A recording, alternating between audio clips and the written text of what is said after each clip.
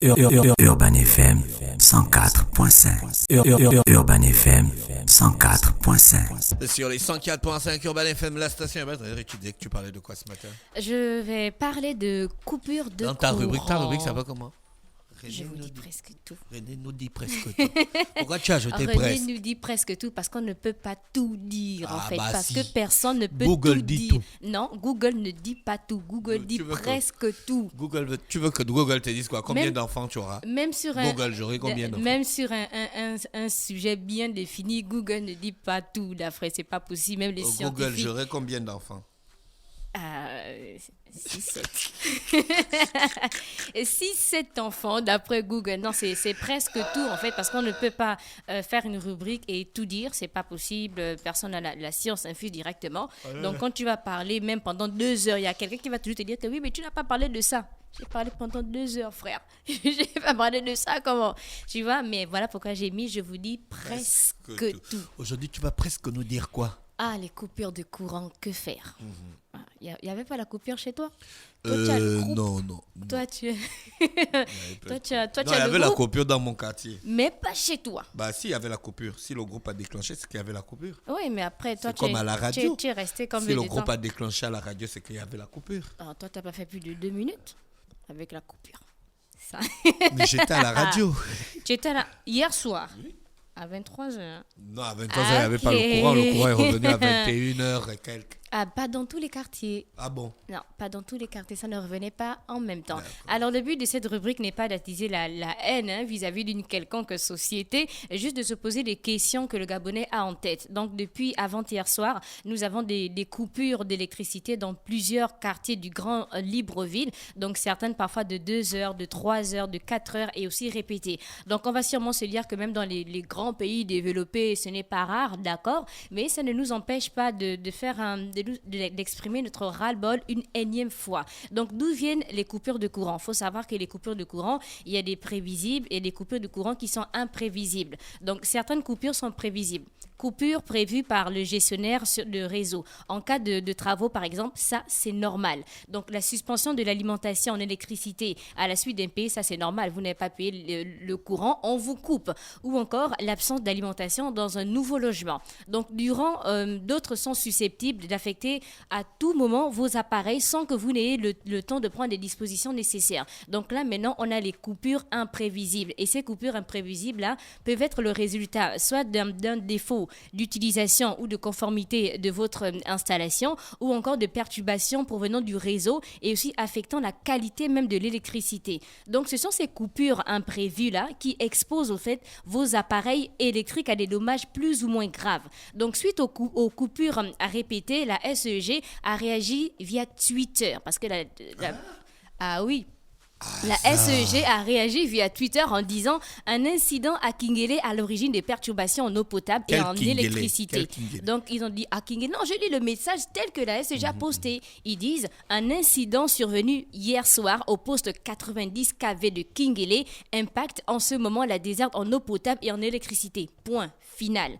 Alors que se passe-t-il en cas de coupure d'électricité? Pour les ménages d'abord, donc l'absence d'éclairage et de moyens de communication comme Internet ou encore les téléphones sont les gènes les plus couramment constatés. On perd du temps en fait en voulant récupérer nos données informatiques. On perd du temps en voulant reprogrammer les appareils électriques souvent cités. Donc en revanche aussi, d'un point de vue économique, on a le contenu dans nos réfrigérateurs. On a du contenu dans nos congélateurs qu'on est parfois obligé de jeter. On perd du temps en voulant réparer des ordinateurs endommagés. Donc ça pèse. Et pour les entreprises, dans les entreprises qui n'ont pas de groupe, par exemple, c'est la paralysie de l'activité. Et ça, forcément, un coût. Donc, en faisant les recherches, on a des solutions pour préserver les appareils, hein, pas pour éviter les coupures, mais pour préserver les appareils. Alors, débrancher les appareils après utilisation, c'est une habitude qui permet de faire des économies à plusieurs niveaux. Donc, laisser un appareil en veille consomme de l'électricité. On a beaucoup de personnes qui se disent, bon,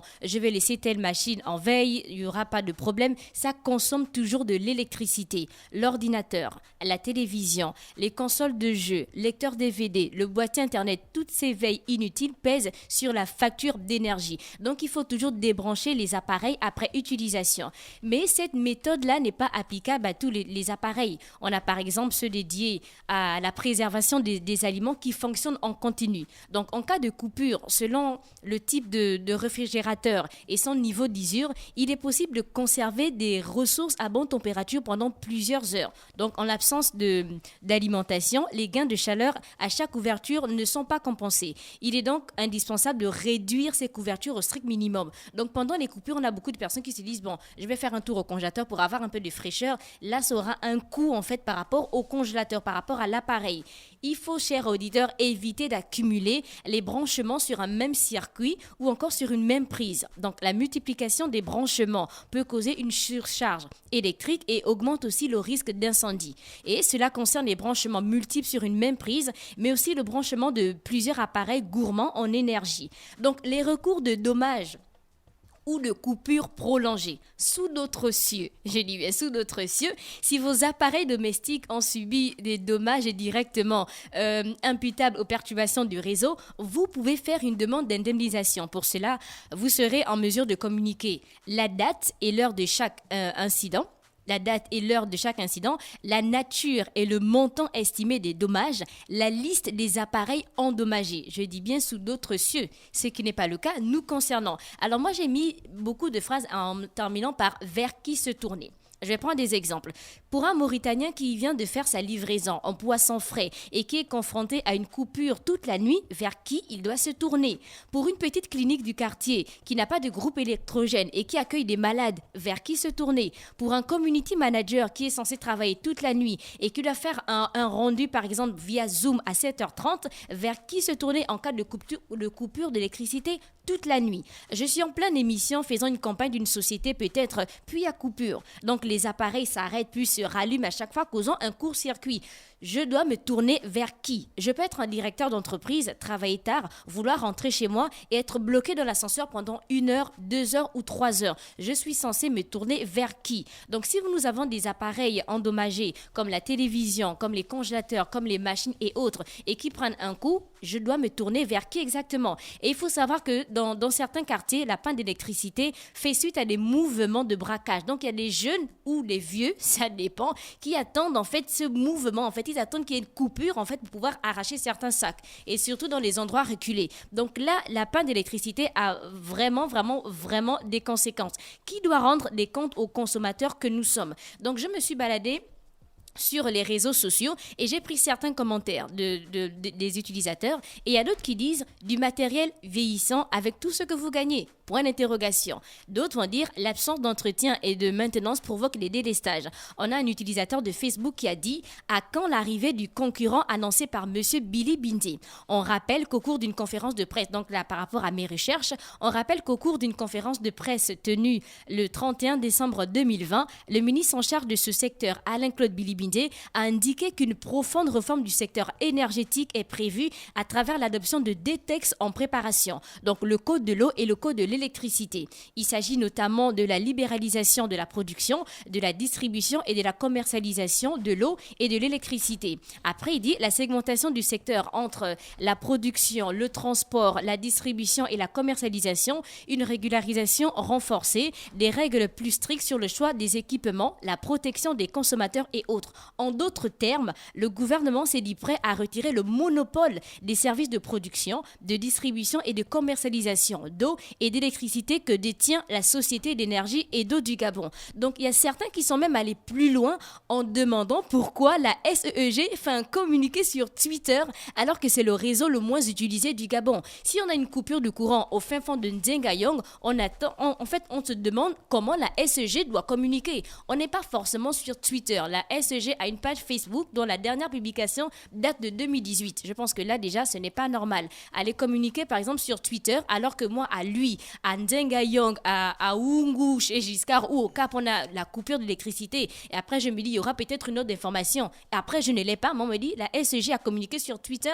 On n'est pas tous sur Twitter. En fait, on a tellement de questions que l'on se pose. On aimerait qu'en tant que citoyen, en fait, que les choses s'améliorent. Que l'eau, l'électricité, en fait, ne soit pas... En fait, on a l'impression qu'on commande en quémant de l'eau, en quémant de l'électricité, alors que c'est basique. Ça ne doit pas être un luxe, c'est normal d'en avoir. Encore qu'on paye chaque fin du mois. Donc, si vous passez, par exemple, des heures, si vous passez toute la nuit dans le noir total, vous n'arrivez pas à travailler, vous n'arrivez pas à dormir, cela va avoir des répercussions sur votre façon de travailler, sur votre humeur, et ce serait dommage d'en arriver là. Donc, s'il vous plaît, vers qui on doit se tourner lorsqu'on a peut-être perdu des appareils, on a perdu des données, on a perdu notre temps, on n'arrive pas à bien dormir. Et c'était tout pour aujourd'hui. Je vous dis presque tout sur les coupures de courant. Que faire? Toi, ça t'a causé quoi, les coupures de courant? J'étais en train de travailler, en fait, d'afresh. Hier, d'abord, quand j'étais en train de faire l'émission, il y a eu coupure à 2 reprises. Donc, quand tu faisais Urban Free. Quand je faisais Urban Free, de 16h à 18h, une émission publicitaire, je faisais mes publicités et après, bam, et j'étais en pleine publicité quand la SEEG a coupé le courant. Donc, je donnais un numéro de téléphone. Ils ont dit quoi sur leur Twitter? Ils ont donné des raisons? Ils n'ont pas donné de raison. Ils ont juste dit un incident survenu hier soir au poste 90 kV de Kingele impacte en ce moment la déserte en eau potable et en électricité. Point. D'accord, point final. Merci René Ruth avec nous ce matin sur les 104.5 Urban FM, la station urbaine dans le Da Fresh Morning, le réveil matinal, le pilote de la capitale sur la radio, la pilote de la capitale. On reste connecté, on se retrouve juste derrière. Urban FM 104.5.